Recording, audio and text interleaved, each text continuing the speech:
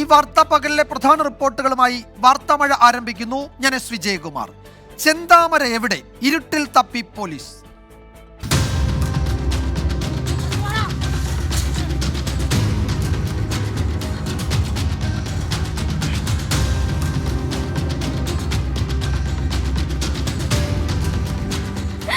അച്ഛനും പോയി, അമ്മയും പോയി, ആരുണ്ട്? ഇത് പകയെന്ന് നമുക്കറിയില്ലല്ലോ. നമുക്ക് ചതി വന്ന് ചെയ്തതാണ്. ഇതെന്ത് പകയെന്ന് നമുക്കറിയില്ല. ഇതിന്റെ കുടുംബകാര്യം നമുക്ക് എന്താണെന്ന് അറിയില്ല.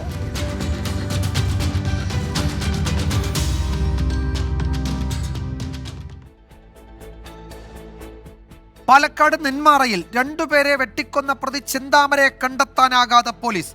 ചെന്താമരയ്ക്കായി നെല്ലിയമ്പതി വനമേഖലയിലും പ്രദേശത്തെ ജലാശയങ്ങളിലും 100-ലധികം പോലീസുകാർ തെരച്ചിൽ നടത്തുകയാണ്.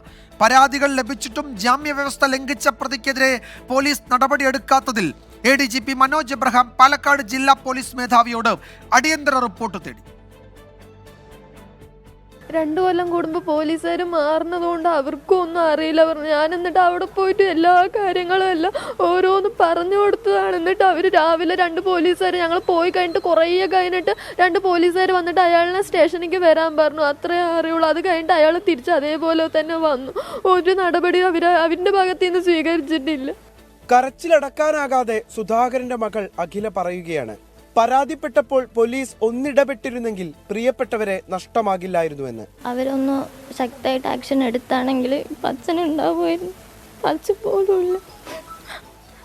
അമ്മ മരിച്ചെടുക്കുമ്പോഴേ അവർ എല്ലാം റെഡിയാക്കാം. ഇനി ഒന്നും ഇതാക്കാന്ന് പറയും. ഇപ്പം എല്ലാം പോയില്ല. പോലീസ് തന്നെയാണ്. അവർ ഒരു ആക്ഷൻ എടുത്താണെങ്കിൽ അച്ഛനും ഇവിടെ ഉണ്ടാവില്ല.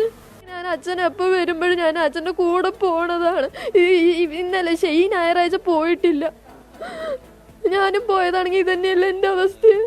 സുധാകരന്റെ കുടുംബവും നാട്ടുകാരും പലവട്ടം പരാതി നൽകിയിട്ടും പോലീസ് അവഗണിച്ചെന്ന ആക്ഷേപം ശക്തം. പ്രതി ചെന്താമരയെ പിടികൂടാൻ വൈകുന്നത് പോലീസ് സേനയ്ക്ക് നാണക്കേടാണ്. 100-ലധികം പോലീസ് ഉദ്യോഗസ്ഥരാണ് ചെന്താമരയെ തേടി തിരച്ചിൽ നടത്തുന്നത്. നെല്ലിയാമ്പതി വനമേഖലയിൽ വ്യാപക തിരച്ചിൽ തുടരുകയാണ്. പ്രതി തമിഴ്നാട്ടിലില്ലെന്ന് ഏതാണ്ട് ഉറപ്പിച്ചു. സമീപത്തെ കുളത്തിലും പാറമടയിലുമെല്ലാം സ്കൂബ ടീമിനെ എത്തിച്ചും പരിശോധന.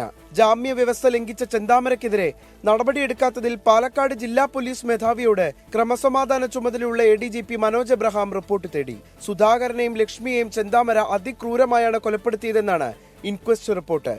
ആഴത്തിലുള്ള 16 മുറിവുകൾ ലക്ഷ്മിയുടെ ശരീരത്തിൽ. സുധാകരന്റെ കഴുത്തിൽ വെട്ട് 6 മുറിവുകൾ.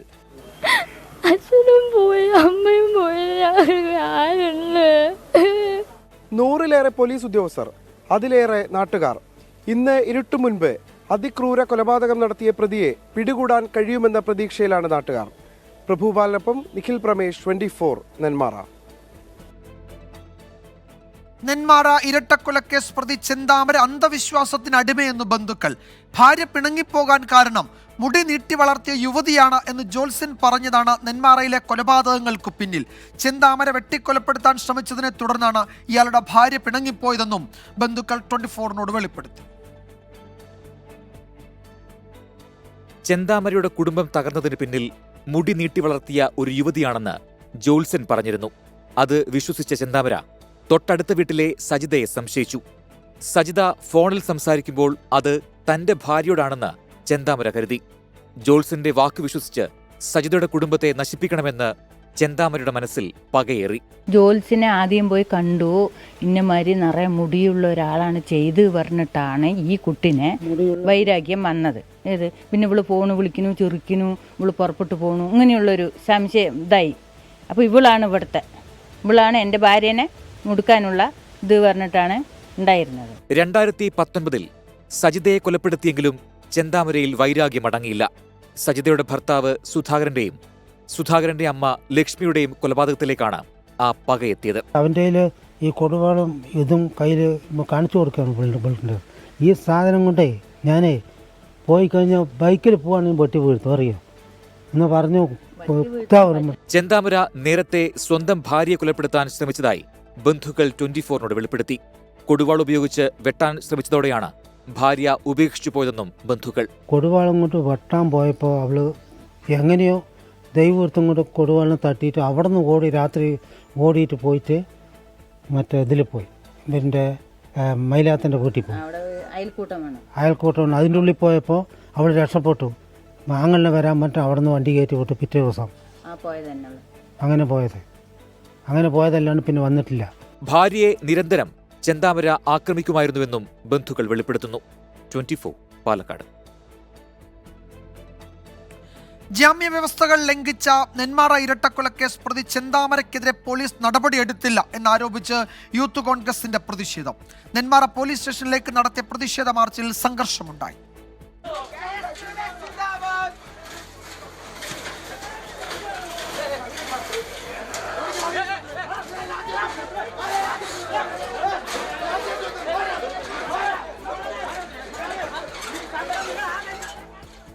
കൊല്ലപ്പെട്ട സുധാകരന്റെയും ലക്ഷ്മിയുടെയും പോസ്റ്റ്മോർട്ടം പൂർത്തിയായി. നെന്മാറയിലെ പൊതുശ്മശാനത്തിലാണ് സംസ്കാര ചടങ്ങുകൾ നടക്കുക. നിഖിൽ പ്രമേശ് വിവരങ്ങൾ നൽകും. നെന്മാറയിൽ നിന്ന് നിഖിൽ, ആദ്യം ഈ യൂത്ത് കോൺഗ്രസിന്റെ പ്രതിഷേധം അവസാനിച്ചോ? പ്രവർത്തകരെ പോലീസ് അവിടെ നിന്നും നീക്കിയോ? പ്രതിഷേധം അവസാനിച്ചു വിജയകുമാർ. വലിയ പ്രതിഷേധമാണ് ഉണ്ടായത്. നെന്മാറ പോലീസ് സ്റ്റേഷനിലേക്ക് യൂത്ത് കോൺഗ്രസിൻ്റെയും KSUവിൻ്റെയും നേതൃത്വത്തിൽ ഒരുപാടധികം പ്രവർത്തകരുള്ള നല്ല ശക്തിയേറിയ പ്രതിഷേധമാണ് നമുക്ക് കാണാൻ കഴിയുന്നത്. കാരണം അവരെ സംബന്ധിച്ചിടത്തോളം ഈ കൊലപാതകത്തിലേക്ക് നയിക്കുന്ന സാഹചര്യം ഉണ്ടായത് തന്നെ പോലീസ് വീഴ്ച കൊണ്ടാണ് എന്നവർ പറഞ്ഞു വെക്കുന്നത്. അല്ലെങ്കിൽ പോലീസ് മനഃപൂർവ്വം അവഗണിച്ചൊരു പിഴവ് കൊണ്ട് ഉണ്ടായ കൊലപാതകമാണ് ഇത് എന്നാണ് അവർ വിലയിരുത്തുന്നത്. പലകുറി ഇവിടെ വന്ന് പരാതി നൽകിയതാണ് ഇവരുടെ അയൽവാസിയായിട്ടുള്ള പുഷ്പയും അതോടൊപ്പം തന്നെ സുധാകരൻ്റെ മകൾ അഖിലയും ഒക്കെ. ആ പരാതികളെ ഒന്നും പരിഗണിക്കാതിരുന്നതാണ് ഇത്തരത്തിലുള്ള ഒരു കൊലപാതകത്തിലേക്ക് നയിച്ച സാഹചര്യം ഉണ്ടാക്കിയത് എന്നാണ് അവർ പറയുന്നത്. രാഹുൽ മാങ്കൂട്ടത്തിൽ MLA ആണ് ഈ പ്രതിഷേധ പ്രകടനം ഉദ്ഘാടനം ചെയ്തത്. അദ്ദേഹം പറഞ്ഞത് ഈ കൊലപാതകയുടെ കയ്യിലേക്ക് സർക്കാർ പിച്ചാത്തി വെച്ചു കൊടുക്കുകയായിരുന്നു എന്നുള്ളതാണ്. ഒന്നാം പ്രതിയായി ഇവിടുത്തെ SHOയുടെ പേരിൽ കേസെടുക്കണമെന്നാണ് രാഹുൽ മാങ്കൂട്ടത്തിൽ ആവശ്യപ്പെട്ടത്. അല്പസമയം മുൻപാണ് ഈ പ്രതിഷേധം അവസാനിച്ചത്. പ്രവർത്തകരെല്ലാം തന്നെ ഇവിടെ നിന്ന് നീങ്ങിക്കഴിഞ്ഞു. വിജയകുമാർ. നിഖിൽ, ഈ അന്വേഷണത്തിന്റെ കാര്യത്തിൽ ഇപ്പോൾ ഈ 24 മണിക്കൂർ കഴിയുന്നല്ലോ ഈ കൊലപാതകം നടന്നിട്ട്. ഒരു ഇരട്ട കൊലപാതകം നടന്നു, 24 മണിക്കൂർ കഴിയുന്നു. അരിച്ചുപിറക്കി ഉള്ള പരിശോധന അക്ഷരാർത്ഥത്തിൽ നടക്കുന്നത്.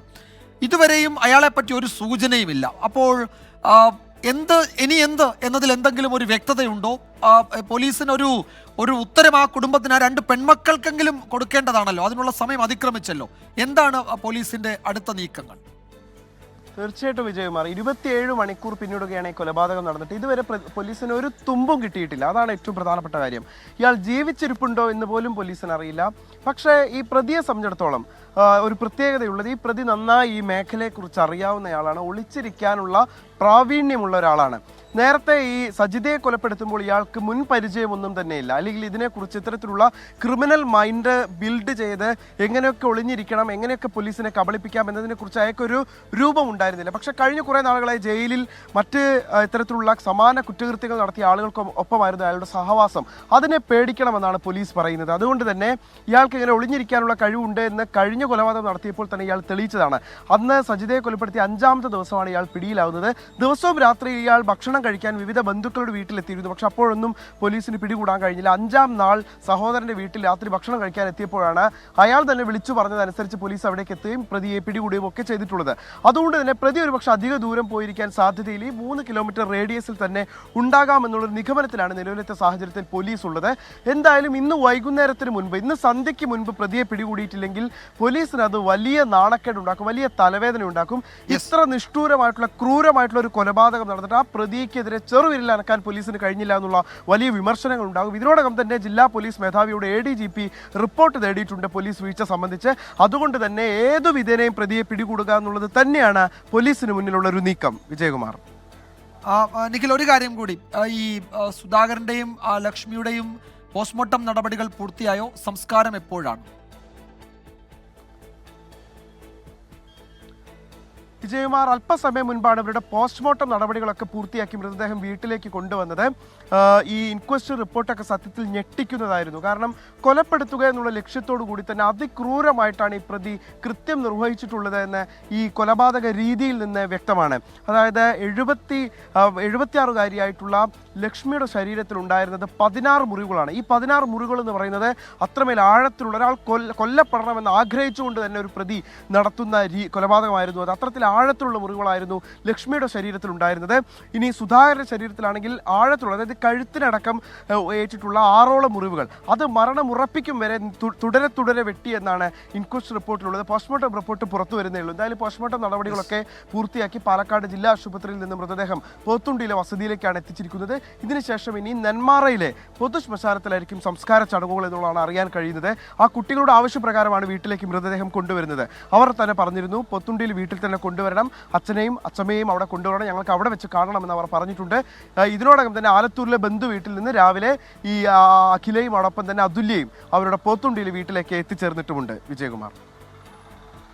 യെസ്, ഏതായാലും നിഖിൽ സൂചിപ്പിച്ചതുപോലെ പോസ്റ്റ്മോർട്ടം റിപ്പോർട്ട് വരാനുണ്ട്. ഇൻക്വസ്റ്റ് നടപടികളിലെ ഒക്കെ പൂർത്തിയായി അതിൻ്റെയൊക്കെ റിപ്പോർട്ടുകളൊക്കെ വരുമ്പോൾ എത്ര പൈശാചികമാണ് ആ കുറ്റകൃത്യം എന്നതിൻ്റെ വിവരങ്ങൾ കൂടി വരികയാണ്. 76 വയസ്സുള്ള വയോധികയായ ലക്ഷ്മിയുടെ ശരീരത്തിൽ ആഴമുള്ള 16 മുറിവുകളാണുള്ളത്. ഈ പ്രതി ഒളിവിലിരിക്കുന്ന ഓരോ നിമിഷവും ആ ജനങ്ങൾക്ക് അവിടെ ഉള്ളവർക്ക് വലിയ ആശങ്കയുണ്ട്. കാരണം ഇയാളുടെ ലിസ്റ്റിൽ, ഇയാളുടെ പട്ടികയിൽ കൂടുതൽ ആളുകളുണ്ട്. അപ്പോൾ ഓരോരുത്തരെ വകവരുത്തുക എന്ന പകയോടെയാണ് അയാൾ നടക്കുന്നത്. അപ്പോൾ അയാൾ ഒളിവിലിരിക്കുന്നത് എന്ത് ലക്ഷ്യത്തോടെയാണെന്ന ആശങ്ക നാട്ടുകാർക്കുണ്ട്. എത്രയും വേഗം അയാളെ പിടികൂടുക എന്ന ജനങ്ങളുടെ ആവശ്യം അതുകൊണ്ട് തന്നെ ഈ ഘട്ടത്തിൽ ശക്തവുമാണ്. വിശദാംശങ്ങളാണ് നിഖിൽ പ്രമേഷ് നൽകിയത് പാലക്കാട്ട്. ഇപ്പോൾ ഒരു പ്രധാനപ്പെട്ട വിവരം കൂടി വരുന്നുണ്ട്. പ്രിയങ്ക ഗാന്ധിക്ക് നേരെ കരിങ്കൊടി പ്രതിഷേധം എന്നാണ് അറിയുന്നത്. വയനാട്ടിലേക്ക് എത്തിയ പ്രിയങ്ക ഗാന്ധിയെ അവിടെ കരിങ്കൊടി കാട്ടി എന്ന വിവരമുണ്ട്. വന്യജീവി ആക്രമണം നടന്ന മേഖലകളിൽ അവിടുത്തെ ആളുകളെ കാണാനൊക്കെയാണ് പ്രിയങ്ക ഗാന്ധി ഇന്ന് രാവിലെ എത്തിയത്. അല്പസമയം മുമ്പാണ് വയനാട്ടിലേക്ക് വന്നത്. അഭിജിത്ത് മുഴക്കുന്ന വിശദാംശങ്ങളുമായി ചേരുന്നു. അഭിജിത്ത്, ആരാണ് പ്രിയങ്ക ഗാന്ധിയെ കരിങ്കൊടി കാട്ടിയത്? CPM പ്രവർത്തകരാണെന്ന് തോന്നുന്നു, അല്ലേ? അതെ വിജയകുമാർ, CPIM പ്രവർത്തകരുടെ നേതൃത്വത്തിലാണ് പ്രിയങ്ക ഗാന്ധി എംപിക്ക് നേരെ കരിങ്കൊടി പ്രതിഷേധം നടന്നത്. മാനന്തവാടി കണിയാരത്ത് വെച്ചാണ് ഈ രീതിയിൽ പ്രവർത്തകർ എംപിക്ക് നേരെ കരിങ്കൊടി കാണിച്ചുകൊണ്ട് പ്രതിഷേധിച്ചത്. പ്രിയങ്ക ഗാന്ധി പഞ്ചാരക്കൊല്ലിയിലെ രാധയുടെ വീട്ടിലേക്ക്, കടുവാക്രമണത്തിൽ കൊല്ലപ്പെട്ട രാധയുടെ വീട്ടിലേക്ക് വരികയായിരുന്നു. അതിനിടയിലാണ് ഇത്തരത്തിലൊരു പ്രതിഷേധം അരങ്ങേറിയത്. പ്രിയങ്ക ഗാന്ധി എംപിയുടെ വാഹനത്തിന് മുന്നിലേക്ക് ഈ CPM പ്രവർത്തകർ എത്തുകയും തുടർന്ന് കരിങ്കൊടി കാണിച്ച് പ്രതിഷേധിക്കുകയുമായിരുന്നു. പ്രധാനപ്പെട്ട വിമർശനം CPM പ്രവർത്തകർ ഉന്നയിക്കുന്നത് പലപ്പോഴും വയനാട് മണ്ഡലത്തിൽ എംപിയെ കാണാനില്ല, എംപി പല സമയങ്ങളിലും ഇവിടേക്ക് എത്തുന്നില്ല എന്നതടക്കമുള്ള കാര്യങ്ങളാണ് ഇവർ ഉന്നയിച്ചത്. അതിന്റെ അടിസ്ഥാനത്തിലാണ് ഇത്തരത്തിലൊരു പ്രതിഷേധവും നടന്നത്. ഏതായാലും അല്പസമയം മുൻപാണ് മാനന്തവാടി കണിയാരത്ത് വെച്ച് CPIM പ്രവർത്തകരുടെ നേതൃത്വത്തിൽ കരിങ്കൊടി കാണിച്ചുകൊണ്ട് പ്രിയങ്ക ഗാന്ധി എംപിക്ക് നേരെ പ്രതിഷേധം നടന്നത്. ഈ പ്രവർത്തകരെ പോലീസ് നിലവിൽ അറസ്റ്റ് ചെയ്ത് നീക്കിയിട്ടുണ്ട്. വിജയ്, ഈ ദൃശ്യങ്ങൾ മാനന്തവാടി കണിയാരത്ത് അവിടെ നിന്നുള്ളതാണ്. അവിടെ CPM പ്രവർത്തകരാണ് പ്രിയങ്ക ഗാന്ധിക്ക് നേരെ കരിങ്കൊടി വീശി പ്രതിഷേധിച്ചത്. MP മണ്ഡലത്തിൽ എത്തുന്നില്ല, മണ്ഡലത്തിൽ MPയുടെ സാന്നിധ്യമില്ല എന്നാരോപിച്ചായിരുന്നു CPM പ്രവർത്തകരുടെ പ്രതിഷേധം. അതിനുശേഷം ഈ പ്രവർത്തകരെ പിന്നീട് പോലീസ് അറസ്റ്റ് ചെയ്ത് നീക്കി. അഭിജിത്ത്, ഇവിടെ ഇത്തരമൊരു പ്രതിഷേധ സൂചന അല്ലെങ്കിൽ ഒരു സാധ്യത ഉണ്ടായിരുന്നോ? പോലീസ് ആ സമയത്ത് സ്ഥലത്ത് എത്തിയിരുന്നോ? എന്താണ് അതിന്റെ ഒരു പശ്ചാത്തലം? വിജയകുമാർ, പ്രവർത്തകർ അവിടെ പ്രതിഷേധിക്കുന്നത് കണ്ട് ഈ ഒന്നിച്ചുള്ള എസ്കോർട്ട് ഉണ്ടായിരുന്ന പോലീസുകാരാണ് പിന്നീട് CPM പ്രവർത്തകരെ അവിടെ നിന്ന് പിടിച്ചു മാറ്റുന്ന ഒരു സാഹചര്യം ഉണ്ടായത്.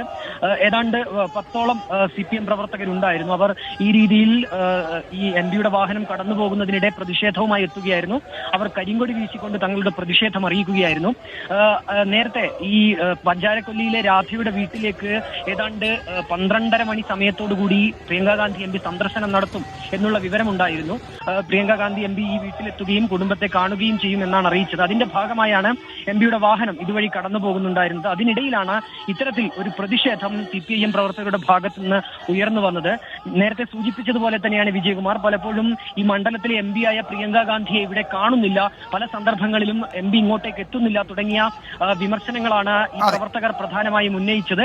അതിനെ തുടർന്നാണ് ഈ രീതിയിലുള്ള ഒരു പ്രതിഷേധം അരങ്ങേറുകയും ചെയ്തത്. ഏതായാലും വിജയകുമാർ, പ്രതിഷേധം കണിയാരം എന്ന സ്ഥലത്ത് വെച്ചാണ് ഇത്തരത്തിലുള്ള ഒരു പ്രതിഷേധം അരങ്ങേറിയത്. കണിയാരം CPM ലോക്കൽ കമ്മിറ്റിയിലെ അംഗങ്ങൾ ഉൾപ്പെടെയുള്ളവർ ഈ പ്രതിഷേധത്തിന്റെ ഭാഗമായി എന്നാണ് നമ്മൾ മനസ്സിലാക്കുന്നത്.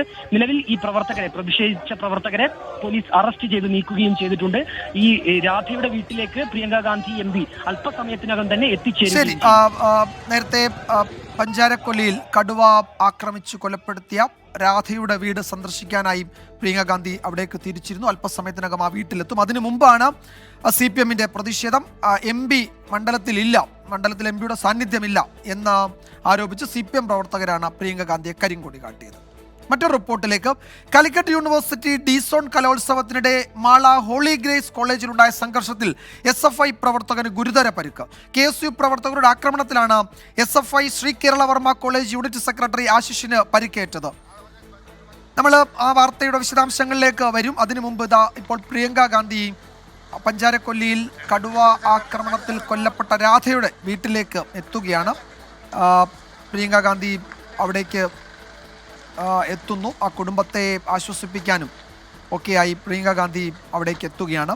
ദീപക് ധർമ്മടം വിവരങ്ങൾ നൽകും. ദീപക്, ഏതൊക്കെ കോൺഗ്രസ് നേതാക്കളുണ്ട് പ്രിയങ്ക ഗാന്ധിക്കൊപ്പം? നേരത്തെ CPM-ന്റെ ഒരു പ്രതിഷേധം നമ്മൾ ഈ വഴിമധ്യേ കണ്ടതാണ്. കരിങ്കൊടി കാട്ടി CPM പ്രവർത്തകർ MPയോട് പ്രതിഷേധിച്ചിരുന്നു.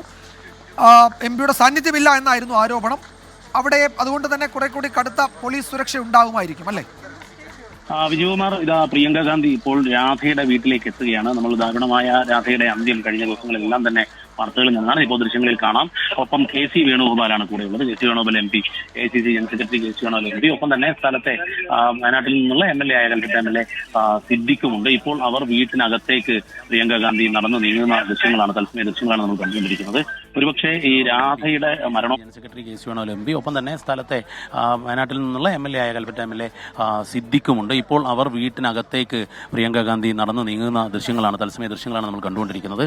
ഒരുപക്ഷെ ഈ രാധയുടെ മരണവുമായി ബന്ധപ്പെട്ട് വലിയ രീതിയിലുള്ള രാഷ്ട്രീയ കൊളിളക്കം തന്നെ ഉണ്ടായി. കാരണം സർക്കാർ ഈ വന്യജീവികളുടെ ആക്രമണത്തിൽ നിന്നും ജനങ്ങളെ രക്ഷിക്കാൻ, കർഷകരെ രക്ഷിക്കാൻ ഒന്നും ചെയ്യുന്നില്ല എന്നുള്ള വലിയ ആരോപണമായിരുന്നു പ്രതിപക്ഷം നിരത്തിയത്. മാത്രവുമല്ല, ഇപ്പോൾ മലയോര സംരക്ഷണ യാത്ര, പ്രതിഷേധ യാത്രയുമായി VD സതീശൻ പ്രതിപക്ഷ നേതാവ് പോകുന്നു. ആ ഘട്ടത്തിൽ ഈ സന്ദർശനത്തിന് വലിയ രാഷ്ട്രീയ പ്രാധാന്യം തന്നെയുണ്ട്. ഒരുപക്ഷെ ഒരു സ്വാതന്ത്ര്യത്തിന്റെ കരവുമായാണ് സ്ഥലം MP കൂടിയായ പ്രിയങ്ക ഗാന്ധി എത്തുന്നത്. പക്ഷേ എന്നാൽ അതിന് വലിയ രാഷ്ട്രീയമാനമുണ്ട്. ആ രാഷ്ട്രീയമാനം ഇപ്രകാരം തന്നെയാണ്. കാരണം പ്രതിപക്ഷം ഒരു വിഷയം ഉയർത്തി കാണിക്കുന്നു, അത് വന്യജീവി ആക്രമണത്തെ ചെറുക്കാൻ സർക്കാർ ഒന്നും ചെയ്യുന്നില്ല എന്നുള്ളതാണ്. ആ ആക്രമണത്തിന് ആക്കം കൂട്ടുന്നത് തന്നെയാണ് കഴിഞ്ഞു. ആ രാധയുടെ വീട്ടിൽ ഇപ്പോൾ പ്രിയങ്ക ഗാന്ധിയുടെ സന്ദർശനം തുടരുന്നു. അതിന്റെ തത്സമയ ദൃശ്യങ്ങളാണ് നമ്മൾ കണ്ടുകൊണ്ടിരിക്കുന്നത്. പോസ്റ്റ്മോർട്ടത്തിൽ ചെവിയും കമ്മലും ഉൾപ്പെടെ നമ്മൾ കണ്ടതാണ്. അത്രയും ദാരുണമായ ഒരു ആക്രമണം നേരിടേണ്ടി വരുന്നു. നരഭോജി കടുവ കൊന്നുകളഞ്ഞു. ആ രാധയുടെ വീട്ടിൽ ഇപ്പോൾ പ്രിയങ്ക ഗാന്ധിയുടെ സന്ദർശനം തുടരുന്നു. അതിന്റെ തത്സമയ ദൃശ്യങ്ങളാണ് നമ്മൾ കണ്ടുകൊണ്ടിരിക്കുന്നത്. വിജയകുമാർ, രാധയുടെ വീട്ടിൽ പ്രിയങ്ക ഗാന്ധി എത്തിയിട്ടുണ്ട്. കോൺഗ്രസ് നേതാക്കൾ KC വേണുഗോപാൽ ഉൾപ്പെടെ കോൺഗ്രസ് നേതാക്കൾ, T സിദ്ദിഖ് MLA ഉൾപ്പെടെയുള്ളവരുണ്ട്. ആ കുടുംബാംഗങ്ങളെ കാണും, അവരെ ആശ്വസിപ്പിക്കും, അവർക്ക് പറയാനുള്ളത് കേൾക്കും. ആ നാട്ടുകാർക്ക് ഈ വിഷയത്തിൽ വലിയ പരാതി ഉണ്ടായിരുന്നു. ഇതിൽ വനം വകുപ്പിന്റെ ഇടപെടലിനെ കുറിച്ചുള്ള നേരത്തെ വലിയ വിമർശനങ്ങളൊക്കെ ഉണ്ടായിരുന്നു. മന്ത്രി എത്താത്തതിലൊക്കെ വലിയ പ്രതിഷേധം, ഒരു പകൽ മുഴുവൻ നമ്മൾ ആ പ്രതിഷേധമൊക്കെ കണ്ടതാണ്. പ്രിയദർശിനിയും എസ്റ്റേറ്റിന്റെ ബേസ് ക്യാമ്പിൽ ആ വലിയ പ്രതിഷേധമൊക്കെ കണ്ടതാണ്. നരഭോജി കടുവ പിന്നീട് അതിൻ്റെ ജഡം കണ്ടെത്തിയപ്പോഴാണ് നാട്ടുകാർക്ക്, പഞ്ചാരക്കൊല്ലിയിലെ ജനങ്ങൾക്ക് ഒരു ആശ്വാസമുണ്ടായത്. അപ്പോൾ ആ കുടുംബത്തെ ആശ്വസിപ്പിക്കാനും ആ നാട്ടുകാരെ കാണുന്നതിനും വേണ്ടിയാണ് സ്ഥലം MP ആയ പ്രിയങ്ക ഗാന്ധി അവിടേക്ക് എത്തുന്നത്. ഈ സമയങ്ങളിലൊന്നും MP-യുടെ സാന്നിധ്യം അവിടെ ഇല്ല എന്ന രാഷ്ട്രീയ വിമർശനം കോൺഗ്രസിന് നേരെ, പ്രിയങ്ക ഗാന്ധിക്ക് നേരെ ഉയർന്നിട്ടുണ്ടായിരുന്നു. നേരത്തെ നമ്മൾ കണ്ടതാണ്. പ്രിയങ്ക ഗാന്ധി കടന്നു വരുന്ന വഴിമധ്യേ കരിങ്കൊടി പ്രതിഷേധം CPM-ന്റെ ഭാഗത്തുനിന്ന് ഉണ്ടാവുകയും ചെയ്തിരുന്നു. പ്രവർത്തകരെ പിന്നീട് പോലീസ് അറസ്റ്റ് ചെയ്ത് നീക്കി. ഇപ്പോൾ പ്രിയങ്ക ഗാന്ധി രാധയുടെ വീട്ടിലെത്തി കുടുംബാംഗങ്ങളെ, രാധയുടെ ഭർത്താവ് വനം വകുപ്പിലെ തന്നെ താൽക്കാലിക വാച്ചറാണ്, മക്കളുണ്ട്, അവരെയൊക്കെ ആശ്വസിപ്പിക്കുകയാണ്, അവരെയൊക്കെ കാണുകയാണ്. നാട്ടുകാരൊക്കെ അവിടെയുണ്ട്, കോൺഗ്രസ് നേതാക്കളുണ്ട്. ദീപക്, ഇനിയിപ്പോൾ പ്രിയങ്ക ഗാന്ധി അവിടെ കുറച്ച് സമയം ചെലവഴിക്കും. മണ്ഡലത്തിൽ പിന്നീട് എന്തൊക്കെയാണ് ഇന്ന് പ്രിയങ്ക ഗാന്ധി പങ്കെടുക്കുന്ന മറ്റു പരിപാടികൾ? ഈ വന്യജീവി സംഘർഷം, ആ ഭീഷണി നിലനിൽക്കുന്ന മേഖലകളിൽ കൂടുതൽ സ്ഥലങ്ങളിലേക്ക് ഒരു MP എന്ന നിലയിൽ പ്രിയങ്ക ഗാന്ധി പോകുമോ?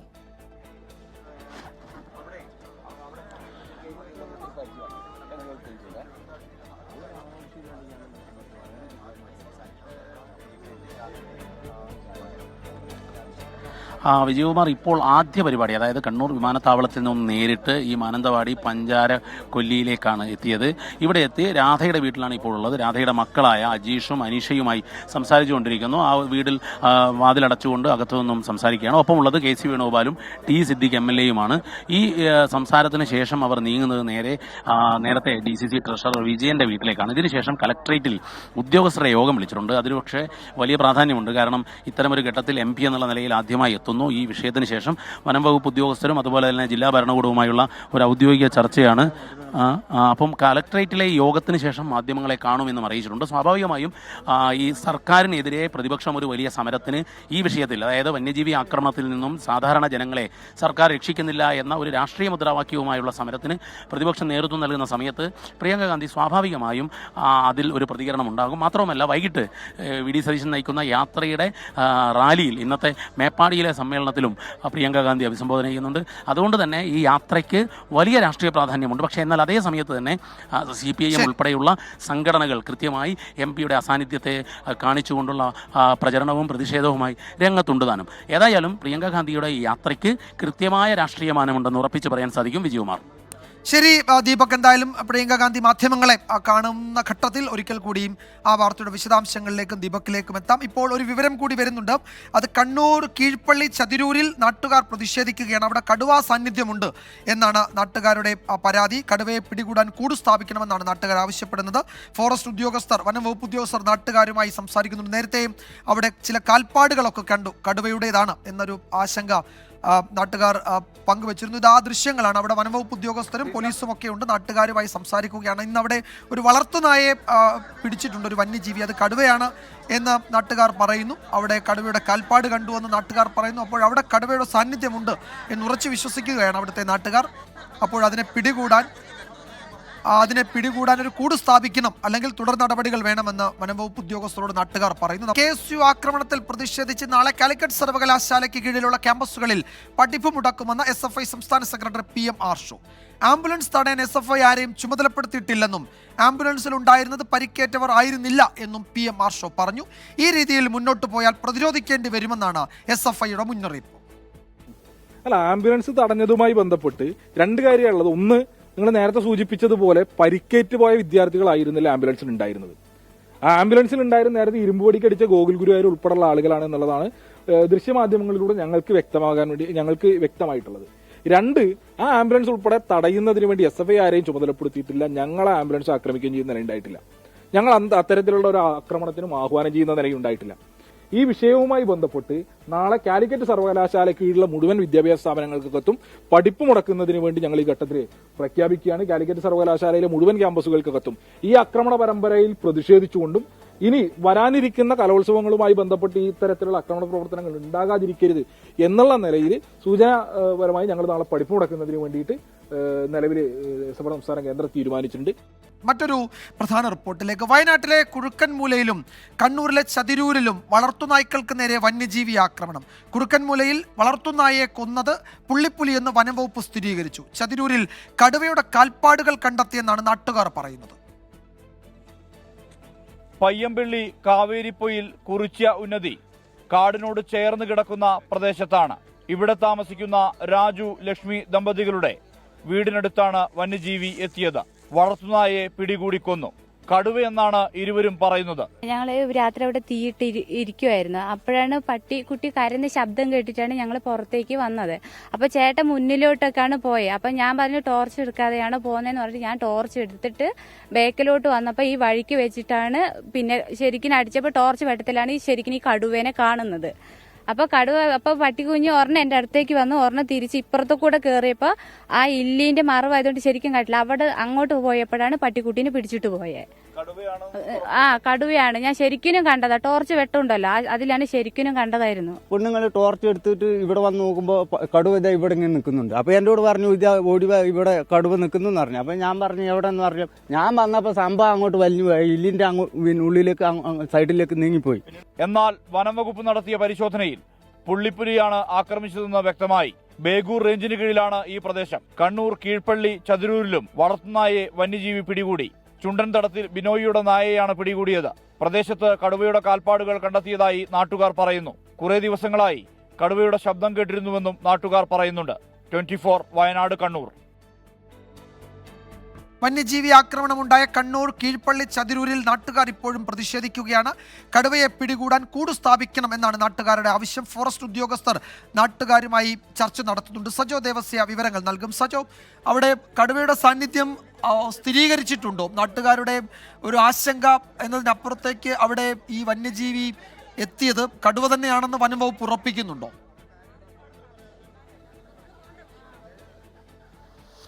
വിജയകുമാർ, വനം വകുപ്പ് അക്കാര്യം ഔദ്യോഗികമായി സ്ഥിരീകരിച്ചിട്ടില്ല. ഞാനിപ്പോൾ നിൽക്കുന്നത് കണ്ണൂർ ആറളം പഞ്ചായത്തിലെ കീഴ്പള്ളി നീലായി എന്ന് പറയുന്ന സ്ഥലത്താണ്. ഇവിടെയാണ് ഇപ്പോൾ നാട്ടുകാർ പറയുന്നത് കഴിഞ്ഞ ദിവസം ഒരാഴ്ച മുൻപ് ഒരു വീട്ടിലെ നായയെ പിടികൂടിയിരുന്നു. ഇന്നലെ രാത്രി വളർത്തുനായയെ, അതായത് ചുണ്ടന്തടത്തിൽ ബിനോയ് എന്ന ആളുടെ വളർത്തുനായയെ കടുവ പിടികൂടി. കടുവയുടെ സാന്നിധ്യം കുറച്ച് ദിവസങ്ങളായി ഇവിടെയുണ്ട്. ശബ്ദം കേൾക്കുന്നു. കാൽപ്പാട് വെച്ച് അവർക്ക് സ്ഥിരീകരിക്കാൻ കഴിഞ്ഞുവെന്നാണ്. വനംവകുപ്പ് ഉദ്യോഗസ്ഥർ ഇവിടെയുണ്ട്. നാട്ടുകാരുമായൊക്കെ ചർച്ച നടത്തുന്നുണ്ട്. നമുക്ക് എന്താണ് ശരിക്കും നിങ്ങളുടെ ആശങ്ക എന്താണ്? നമ്മുടെ ആശങ്ക ഇത് തീർച്ചയായിട്ടും ഈ കടുവയെ ഇവിടുന്ന് കൂടുവെച്ച് മാറ്റി കൊണ്ടുപോകേണ്ടതാണ്. മറ്റ് പോംവഴിയൊന്നും നമ്മുടെ മുമ്പിലില്ല. ക്യാമറ വെക്കുകയോ ലൈറ്റ് വെക്കുകയോ പോംവഴികളൊന്നും ഇതിന് സ്ഥിരീകരിക്കാൻ പറ്റുന്നൊരു കാര്യമല്ല. കാരണം ഞാൻ പട്ടിയെ ഇട്ടിരുന്ന കൂട്ടിൽ 2 ലൈറ്റ് ഇട്ടിട്ടുണ്ടായിരുന്നു. അതും കടന്നു വന്നിട്ടാണ് കടുവയെ ഈ പട്ടിയെ പിടിച്ചുകൊണ്ട് പോയത്. അപ്പോൾ അത് ഒരു തരത്തിലും ഈ ലൈറ്റുകളോ അല്ലെങ്കിൽ ഫെൻസിങ്ങോ കാര്യങ്ങളോ ഒന്നും ഇതിനൊരു ശാശ്വതമായ പരിഹാരമല്ല. ഇതിന് ശാശ്വതമായ പരിഹാരം ഇതിനെ ഇവിടുന്ന് പിടിച്ചുകൊണ്ട് പോവുക, ഇതിനെ കൂട് വെച്ച് പിടിക്കുക എന്നുള്ള. ക്യാമറയൊന്നും അത് നമുക്ക് അംഗീകരിക്കാൻ പറ്റുന്ന കാര്യമല്ല. വെച്ച് പിടിക്കണം എന്നാണ്. ഇവിടെ ഈ കടുവയെ കണ്ടു എന്ന് അവകാശപ്പെടുന്ന ആരാളുള്ളത് ഇവിടെ? അങ്ങനെ പറഞ്ഞു തരാം. അപ്പോൾ അതായത് ഇത് വനാതിർത്തി മേഖലയാണ്, വനാതിർത്തി പ്രദേശം കൂടിയാണ്. അവിടെ ഈ നാട്ടുകാരങ്ങനെ പ്രതിഷേധിക്കുന്നത്. ഈ കടുവയെ കണ്ടു എന്ന് പറഞ്ഞ ആരാ? കണ്ടു ഒരു 11:30 സമയത്ത് ഞാൻ 9 മണിക്ക് റബ്ബർ വെട്ടി 11 മണിയായപ്പോൾ പാലെടുത്തു. അത് കഴിഞ്ഞ് ഞാൻ വീട്ടിൽ ചെന്ന് കഴിഞ്ഞപ്പോൾ എൻ്റെ പട്ടി കരഞ്ഞു. ഞാൻ ആ പട്ടീനെ പുറത്തിറക്കി കൊണ്ടുപോയപ്പോഴാണ് എൻ്റെ വീടിൻ്റെ ഒരു കുറച്ച് അകലത്തിലൊരു വീടിൻ്റെ റോഡിനോട് ചേർന്ന് ഇങ്ങനെ തിട്ടയിൽ ഇത് നിന്ന് കഴിയുമ്പോൾ ഞാൻ ആദ്യം ഓർത്തു ഇത് വേറെ വല്ല എന്നാൽ ഞാൻ ടോർച്ച് അടിച്ചപ്പോൾ ഒരു അടുത്ത പട്ടിക്കൂട്ടിലേക്ക് നോക്കിയത് നിൽക്കുന്നത് അവരുടെ പട്ടിയേനാണ്. 2-3-4 അതിൻ്റെ 2 ദിവസം മുമ്പ് ഈ പട്ടീനെ കടിച്ച് കൊണ്ടുപോകാൻ പറ്റില്ല, തുടലേ കിടന്ന കാരണം. അത് കഴിഞ്ഞാണ് ഈ മുകളിലത്തെ വീട്ടിലെ ഒരു ചേട്ടൻ്റെ പട്ടീനെ കൊണ്ടുപോയത്. അത് കഴിഞ്ഞേച്ച് ഈ ഒന്നോടെ ഞാൻ ടോർച്ച് അടിച്ചപ്പോൾ ഈ കടുവ ഇങ്ങോട്ട് തിരിഞ്ഞു. അപ്പോൾ ഞാൻ ശരിക്കും ഇത് കടുവയാണെന്ന് പറഞ്ഞു. അത് കടുവ തന്നെയാണ്, ഞാൻ കണ്ടതാണ്. വരയുണ്ട്, കറുത്ത വരയാണ്, നല്ല നീളമുണ്ട്, വാലൊക്കെ നല്ല തളർത്തി ഇങ്ങനെ നിൽക്കുന്നു. എന്നിട്ട് ഞാൻ ടോർച്ച് അടിച്ചപ്പോൾ കടുവ എൻ്റെ നേരേക്ക് നോക്കി. എൻ്റെ പട്ടി ഇതിനെ കണ്ട് എൻ്റെ പട്ടി എന്നെയും തുടലോടുകൂടി വലിച്ചോണ്ട് ഓടി. അന്ന് ഞാൻ വ്യക്തമായിട്ട് കണ്ടതാണ്. ഇനി എനിക്ക് ഒരു ഭയമില്ല. എന്ന് വെച്ചാൽ ഈ തോട്ടിൽ നിന്നാണ് ഞങ്ങൾ വെള്ളം എടുക്കുന്നത്, ഈ കുടിക്കുന്ന ഈ ഫോറസ്റ്റിൻ്റെ തോട്ടിൽ നിന്നാണ്. ഇപ്പം ഞങ്ങൾക്ക് വലിയ വെള്ളമില്ല, ആശങ്കയുണ്ട്. ഇനിയിപ്പോൾ ഇന്ന് ഞങ്ങളുടെ പട്ടിയെ കൊണ്ടുപോയി, നാളെ മുതൽ ഞങ്ങളെ കൊണ്ടുപോയില്ലെന്ന് എന്താ ഉറപ്പ്? ഞങ്ങൾക്ക് ജീവിക്കണ്ടേ? അതുകൊണ്ട് എന്ത് കൂട് വെച്ച് ഇവിടുന്ന് ഈ കടുവയെ പിടിക്കാതെ ഞങ്ങൾ സമ്മതിക്കില്ല. ഞങ്ങൾക്ക് ജീവിക്കണം. കൊച്ചു പിടിച്ച് അടച്ചതൊക്കെ ഞങ്ങൾ ഈ തോട്ടർമുണ്ടാ കുടിവെള്ളം കുടിച്ച് ജീവിക്കണം. ഞങ്ങൾക്ക് കിണറോ വെള്ളങ്ങളോ ഒന്നുമില്ല. എല്ലാവരും തോട്ടുവെള്ളം ആശ്രയിച്ചാൽ ജീവിക്കുന്നത്. അതിനെന്തെങ്കിലും ഒരു തീരുമാനം എടുക്കാതെ ഞങ്ങൾ സമ്മതിക്കില്ല. അതാണ് അവർ പറയുന്നത്. അതായത് ഇവിടെയുള്ള ആളുകളെ സംബന്ധിച്ച് ആശങ്കയുണ്ട്. അതായത് കൂട് സ്ഥാപിച്ച് കടുവയെ പിടികൂടാൻ. സജോ, എന്തായാലും നാട്ടുകാരുടെ ആശങ്ക അവരത് ഉന്നയിക്കുകയാണ്. വനംവകുപ്പ് നടപടികൾ എടുക്കട്ടെ, കൂട് സ്ഥാപിക്കുന്നത് ഉൾപ്പെടെയുള്ള നടപടിയിലേക്ക് വനംവകുപ്പ് കടക്കട്ടെ എന്ന് നമുക്ക് കരുതാം. സജോ ദേവസ്യാണ് വിവരങ്ങൾ നൽകിയത്. കാരണവർ വധക്കേസ് പ്രതി ഷെറിന്റെ മോചനത്തിന് വഴിയൊരുങ്ങുന്നു. ജീവപര്യന്തം തടവിന് ശിക്ഷിക്കപ്പെട്ട ഷെറിന് ശിക്ഷാ ഇളവ് നൽകാൻ മന്ത്രിസഭാ യോഗത്തിൽ തീരുമാനം. ശിക്ഷ 14 വർഷം പൂർത്തിയായ സാഹചര്യത്തിലാണ് ഇളവ് നൽകുന്നത്. ആർ ശ്രീജിത്ത് വിവരങ്ങൾ നൽകും തിരുവനന്തപുരത്ത് നിന്ന്. ശ്രീജിത്ത്, ഷെറിന്റെ കേസ് മാത്രമായാണോ മന്ത്രിസഭാ യോഗത്തിൽ പരിഗണനയ്ക്ക് വന്നത്, അതോ സമാനമായ മറ്റ് പല കേസുകളും ഉണ്ടായിരുന്നോ? എന്താണ് ഇത് പരിഗണനയ്ക്ക് വരാൻ ഇടയായ ഒരു സാഹചര്യം? വിജയകുമാർ, ഇന്ന് ചേർന്ന മന്ത്രിസഭായോഗമാണ് ചെങ്ങന്നൂർ ഭാസ്കരക്കാരനവർ വധക്കേസിലെ 1-ാം പ്രതിയായ ഷെറിന് ശിക്ഷാ ഇളവ് നൽകാനുള്ള തീരുമാനമെടുത്തത്. മന്ത്രിസഭാ യോഗത്തിൻ്റെ അജണ്ടയിലേക്ക് ഷെറിൻ്റെ ശിക്ഷാ ഇളവ് നൽകുന്ന അജണ്ട മാത്രമാണ് ജയിൽ വകുപ്പിൽ നിന്ന് ശുപാർശയായി വന്നത്. മറ്റ് തടവുകാരുടെ പേരുകൾ ഈ പട്ടികയ്ക്കൊപ്പം ഉണ്ടായിരുന്നില്ല എന്നാണ് നമുക്ക് മനസ്സിലാക്കാൻ കഴിഞ്ഞത്. 14 കൊല്ലം ശിക്ഷ ജീവപര്യന്തം തടവ് പൂർത്തിയാക്കിയ സാഹചര്യത്തിലാണ് ഷെറിന് ഈ ശിക്ഷാ ഇളവ് നൽകി അവരെ മോചിപ്പിക്കണമെന്ന ശുപാർശ ജയിൽ വകുപ്പ് നൽകിയത്. അത് ഇന്ന് മന്ത്രിസഭ പരിഗണിച്ചു. ജയിൽ വകുപ്പിൻ്റെ ശുപാർശ അതേപടി അംഗീകരിക്കാൻ മന്ത്രിസഭ തീരുമാനിച്ചു. ഇതിൻ്റെ അടിസ്ഥാനത്തിൽ ഗവർണറോട് ഈ ഷെറിനെ മോചിപ്പിക്കണമെന്ന ശുപാർശ ഗവർണർക്ക് സമർപ്പിക്കാനുള്ള തീരുമാനമാണ് മന്ത്രിസഭ കൈക്കൊണ്ടിരിക്കുന്നത്. ഗവർണറുടെ അംഗീകാരത്തോടു കൂടി മാത്രമേ തീരുമാനം നടപ്പിലാകുകയുള്ളൂ. അതാണ് സാധാരണ ജയിൽ കഴിയുന്ന തടവുകാരുടെ മോചനവുമായി ബന്ധപ്പെട്ട നടപടിക്രമം. എന്നാൽ മറ്റൊരു അസാധാരണ സാഹചര്യങ്ങളിൽ മാത്രമേ ഇത്തരത്തിൽ പ്രതികളുടെ മോചനം സംബന്ധിച്ച് മന്ത്രിസഭാ ശുപാർശ ഗവർണർമാർ തരാറുള്ളൂ. അതുകൊണ്ട് തന്നെ ഇപ്പോൾ കണ്ണൂർ വനിതാ ജയിലിൽ കഴിയുന്ന ഷെറിനെ മോചിപ്പിക്കാൻ തന്നെയാണ് സാധ്യത. 2009 നവംബർ 8-നാണ് ചെങ്ങന്നൂർ ഭാസ്കര വില്ലയിൽ ഭാസ്കരക്കാരനവരെ കൊലപ്പെടുത്തുന്ന സംഭവം ഉണ്ടായത്. ഷെറിൻ ആണ് ആ കേസിലെ ഒന്നാം പ്രതി. ഷെറിൻ്റെ പുരുഷ സുഹൃത്ത് ബാസിദ് അലിയും മറ്റ് 2 പേരും കൂടി പ്രതിപട്ടികയിലുണ്ട്. ഇവരെ 2010 ജൂൺ 11-ന് മാവേലിക്കര ഫാസ്റ്റ് ട്രാക്ക് കോടതി ജീവപര്യന്തം തടവിന് ശിക്ഷിച്ചു. അന്ന് മുതൽ ഇങ്ങോട്ട് ഷെറിൻ വിവിധ ജയിലുകളിലായി കഴിയുകയാണ്. ഇതിനിടയ്ക്ക് ഈ ഷെറിൻ പലതവണ ഏതാണ്ട് 450ഓളം ദിവസം ജയിലിന് പുറത്തായിരുന്നു. സാധാരണ പരോളിലും അസാധാരണ പരോളുമൊക്കെ നേടിയാണ് ഷെറിൻ ജയിലിന് പുറത്ത് കഴിഞ്ഞത്. ജയിലിൽ തന്നെ ഷെറിന് പ്രത്യേക പരിഗണന ലഭിക്കുന്നുണ്ടെന്ന് പരാതി ഉണ്ടായിരുന്നു. ഇതിനിടയ്ക്കാണ് 6 കൊല്ലം കഴിഞ്ഞപ്പോൾ തന്നെ ഷെറിനെ മോചിപ്പിക്കേണ്ടവരുടെ അല്ലെങ്കിൽ ശിക്ഷാ ഇളവ് നൽകി മോചിപ്പിക്കേണ്ടവരുടെ പട്ടികയിൽ സ്ഥാനം പിടിച്ചിരുന്നു. എന്നാൽ അന്നൊന്നും മോചനം സാധ്യമായിരുന്നില്ല. ഇപ്പോഴാണ് മന്ത്രിസഭ അനുകൂല തീരുമാനമെടുത്തത്. 14 വർഷം ശിക്ഷാ കാലാവധി പൂർത്തിയായ സാഹചര്യത്തിലാണ് ഷെറിന് ഇളവ് നൽകാൻ ഇന്നത്തെ മന്ത്രിസഭാ യോഗം തീരുമാനിച്ചത്. കണ്ണൂരിലെ വനിതാ ജയിലിൽ കഴിയുന്ന ഷെറിന് ഇതോടെ ജയിൽ മോചനം സാധ്യമാകും. ആർ ശ്രീജിത്താണ് വിവരങ്ങൾ നൽകിയത്. ഇപ്പോൾ പഞ്ചാരക്കൊല്ലിയിൽ രാധയുടെ വീട് സന്ദർശിച്ച ശേഷം കുടുംബാംഗങ്ങളെ കണ്ടതിന് ശേഷം പ്രിയങ്ക ഗാന്ധി വീടിന് പുറത്തേക്ക് വരികയാണ്. മറ്റു കോൺഗ്രസ് നേതാക്കളോടൊപ്പം പ്രിയങ്ക ഗാന്ധി പുറത്തേക്ക് വരികയാണ്. രാധയുടെ ഭർത്താവിനെയും മക്കളെയും കണ്ടിരുന്നു, അവരുമായി സംസാരിച്ചിരുന്നു, കുടുംബത്തോടൊപ്പമുണ്ട് എന്ന് കുടുംബാംഗങ്ങൾക്ക് പ്രിയങ്ക ഗാന്ധി ഉറപ്പ് നൽകിയിട്ടുണ്ട്. അതിനുശേഷം വീടിന് പുറത്തേക്ക് വരികയാണ്. ഈ ഘട്ടത്തിൽ മാധ്യമങ്ങളോട് പ്രിയങ്ക ഗാന്ധി സംസാരിക്കുമോ എന്നറിയില്ല, പക്ഷേ സാധ്യതയില്ല. എനിക്ക് തോന്നുന്നത് കളക്ട്രേറ്റിൽ ഒരു അവലോകന യോഗം നടക്കുന്നുണ്ട്, അതിൽ എം.പിയും പങ്കെടുക്കുന്നുണ്ട്. ആ യോഗത്തിന് ശേഷമായിരിക്കും പ്രിയങ്ക ഗാന്ധി ഒരുപക്ഷെ എന്തെങ്കിലും പ്രതികരണം നടത്തുന്നുണ്ടെങ്കിൽ അത് ആ സമയമായിരിക്കും എന്നാണ് സൂചന. ധാരാളം കോൺഗ്രസ് പ്രവർത്തകരും നാട്ടുകാരും അവിടെ പ്രിയങ്ക ഗാന്ധിയെ കാണാനെത്തിയിരുന്നു. നിവേദനങ്ങളൊക്കെയായാണ് പലരും എത്തിയത്. ഇപ്പോൾ പ്രിയങ്ക ഗാന്ധി ആ വീട്ടിൽ നിന്ന് മടങ്ങുകയാണ്. ഏതാണ്ട് ഒരു 20 മിനിറ്റോളം പ്രിയങ്ക ഗാന്ധി അവിടെ ചെലവഴിച്ചിരുന്നു.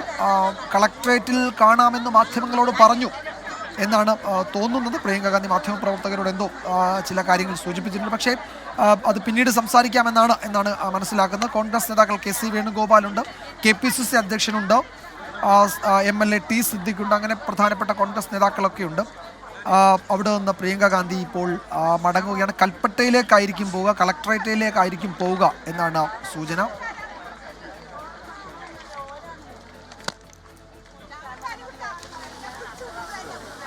നേരത്തെ ഈ സ്ഥലം MP അവിടെ എത്തുന്നില്ല, MP-യുടെ സാന്നിധ്യം മണ്ഡലത്തിലില്ല എന്നാരോപിച്ച് CPM പ്രവർത്തകർ പ്രിയങ്ക ഗാന്ധി വരുന്ന വഴിയിൽ കരിങ്കൊടി പ്രതിഷേധം നടത്തിയിരുന്നു. ആ പ്രവർത്തകരെ പിന്നീട് പോലീസ് അറസ്റ്റ് ചെയ്ത് നീക്കുകയും ചെയ്തിരുന്നു. MP-യുടെ സാന്നിധ്യം മണ്ഡലത്തിലില്ല എന്നായിരുന്നു CPM-ന്റെ ആരോപണം. അതിനിടയിലാണ് രാധയുടെ വീട്ടിലേക്ക് പഞ്ചാരക്കൊല്ലിയിൽ കടുവ ആക്രമണത്തിൽ കൊല്ലപ്പെട്ട രാധയുടെ വീട്ടിലെത്തി കുടുംബാംഗങ്ങളെ, ഭർത്താവിനെയും മക്കളെയും മറ്റു ബന്ധുക്കളെയും ഒക്കെ കണ്ട് ഇപ്പോൾ പ്രിയങ്ക ഗാന്ധി അവിടെ നിന്ന് മടങ്ങുന്നത്. കൽപ്പറ്റയിൽ ഇനി അവലോകന യോഗമുണ്ട്, ആ യോഗത്തിൽ പ്രിയങ്ക ഗാന്ധി പങ്കെടുക്കുകയും ചെയ്യും. വലിയ പ്രതീക്ഷകളോടെയാണ് ഫെബ്രുവരി 1-ന് കേന്ദ്ര ധനമന്ത്രി നിർമ്മല സീതാരാമൻ അവതരിപ്പിക്കുന്ന പൊതു ബജറ്റിനെ കേരളം കാത്തിരിക്കുന്നത്. മുണ്ടക്കൈ പുനരധിവാസത്തിനായുള്ള സാമ്പത്തിക പാക്കേജാണ് സംസ്ഥാനത്തെ സംബന്ധിച്ച് ഏറ്റവും പ്രധാനം. സംസ്ഥാന സർക്കാരിന്റെ സ്വപ്ന പദ്ധതിയായ സിൽവർ ലൈനിലും കാലങ്ങളായി കാത്തിരിക്കുന്ന എയിംസിലും ഇത്തവണ തീരുമാനമുണ്ടാകുമെന്നാണ് കേരളം പ്രതീക്ഷിക്കുന്നത്. നമ്മുടെ പ്രധാനപ്പെട്ട ആവശ്യം ഒന്ന് വയനാട് തന്നെയാണ്. വയനാട് അതിതീവ്ര ദുരന്തമായിട്ട് പ്രഖ്യാപിച്ചെങ്കിലും അതിൻ്റെ ഫണ്ടിങ് വന്നിട്ടില്ല ആവശ്യമായി. അപ്പോൾ ആ ഫണ്ടിങ് ഈ ബഡ്ജറ്റിലൂടെ വരുമെന്നാണ് ഇപ്പോഴുള്ള നമ്മുടെ പ്രതീക്ഷ. കടൽക്ഷോഭത്തെ തുടർന്നുള്ള നാശനഷ്ടങ്ങൾക്ക് കേരളം കേന്ദ്ര സഹായം തേടിയിട്ടുണ്ട്. ദേശീയപാത വികസനത്തിന് കേന്ദ്രം നൽകാമെന്നേറ്റ വിഹിതം എത്രയും വേഗം ലഭ്യമാക്കണമെന്നാണ് മറ്റൊരാവശ്യം. സ്വപ്ന പദ്ധതിയായ സിൽവർ ലൈനിന്റെ കാര്യത്തിലും ഇത്തവണ തീരുമാനമുണ്ടാകുമെന്നാണ് പ്രതീക്ഷ. നമ്മുടെ അധിക റെയിൽവേ പാത നമ്മൾ സിൽവർ ലൈനിൻ്റെ ഒരു പ്രപ്പോസൽ കൊടുത്തിട്ടുണ്ട്. കേന്ദ്ര ഗവൺമെൻറ് മുമ്പിലാണത്. ഇത് തീരുമാനമെടുക്കേണ്ടത് കേന്ദ്ര ഗവൺമെൻറ്. അതിൽ പ്രധാനപ്പെട്ട ഒരു നമ്മുടെ ഒരു നിർദ്ദേശം അതിവേഗ റെയിൽവേ സിസ്റ്റം കേരളത്തിൽ വേണം. അതിൽ ടെക്നോളജിയെക്കുറിച്ചൊക്കെ എന്തെങ്കിലുമൊക്കെ മാറ്റം കേന്ദ്ര ഗവൺമെൻറ് വെക്കാൻ കഴിയും. ഉന്നത വിദ്യാഭ്യാസ രംഗത്തിനായി കേരളം കേന്ദ്രത്തോട് ഫണ്ട് തേടിയിട്ടുണ്ട്. ഒപ്പം കാലങ്ങളായി കാത്തിരിക്കുന്ന എയിംസിന്റെ പ്രഖ്യാപനം ഇത്തവണ ഉണ്ടാകുമെന്നാണ് പ്രതീക്ഷ. 24 ഡൽഹി.